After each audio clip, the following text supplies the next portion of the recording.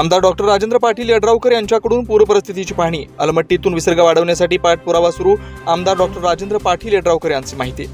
धरण क्षेत्रासह शिरोळ तालुक्यात मुसळधार पावसाने जोर धरत असल्यामुळे तालुक्यातील अनेक गावात पूरस्थिती निर्माण झाली आहे। याच पार्श्वभूमीवर तालुक्यातील नुरसीवाडी, बस्तवाड, कुरुंदवाड, गोठणपूर, भैरववाडी, औरवाड, राजापूर, खिद्रापूर, दानवाड आदी गावातील पूर परिस्थितीची पाहणी आमदार डॉक्टर राजेंद्र पाटील यड्रावकर यांनी करून ग्रामस्थांनी सतर्क राहावे व प्रशासनाच्या सूचनांचे पालन करून योग्य वेळी स्थलांतरित व्हावे असं आवाहन करीत सध्या महाराष्ट्र आणि कर्नाटक पाटबंधारे विभागाच्या समन्वयातून अलमट्टीतून 2.5 लाख क्युसेकनं विसर्ग सुरू आहे। यापुढेही विसर्ग वाढवण्यासाठी पाठपुरावा सुरू असल्याचं सांगितलंय।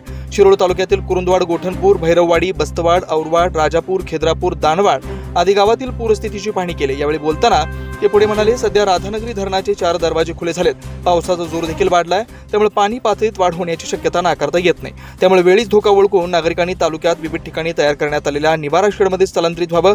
महाराष्ट्र आणि कर्नाटक पाटबंधारे विभागाच्या समन्वयातून अलमट्टीतून 2.5 लाख क्युसेकनं विसर्ग सुरू आहे। यापुढे विसर्ग वाढवण्यासाठी पाठपुरावा सुरू आहे, त्यामुळे नागरिकांनी भयभीत न होता प्रशासनाच्या सूचनांचे पालन करून सहकार्य करावं असं आवाहन त्यांनी यावेळी केलंय। यावेळी रमेश भुजगुडे, रामचंद्र मोहिते, सुनील चव्हाण, दादासाहेब पाटील, जवाहर पाटील, उदय टांगे, उमेश कर्नाळे, बापू असंगे, तानाजी आलासे, महावीर पाटील, चंद्रकांत जोंग, रणजित डांगे, महापती बाबर, अक्षय आलासे, सुचितोष कडाळे, राजू आवळे, नायकू दळवी, विठ्ठल किरण मालगावे, अर्षद बागवान, इम्रान जमादार, दादेपाशा पटेल, सरपंच शफी पटेल, हैदर मोकाशी, हिदायत मुजावर, द्वारपाल लडगे, कुलदीप कदम, मनोज जमादार, इर्शाद मुजावर आदी उपस्थित होते।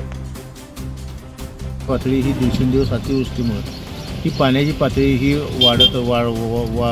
वाढून आहे।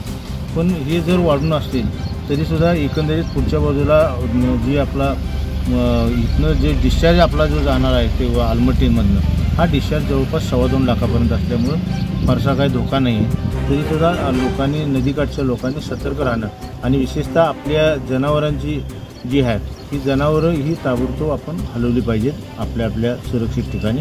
ही जनावरं हलवली निश्चितपणे त्याचा एकंदरीत या महापुरावर नियोजन दोन्ही सरकारचं मिळून व्यवस्थितरित्या चालू आहे। त्यासाठी सातत्यानं रोज सकाळ, दुपार, संध्याकाळ आपला कर्नाटक सरकारचा वैयक्तिक माझासुद्धा ते दोन्ही यांच्याबरोबर फॉलोअप चालू आहे।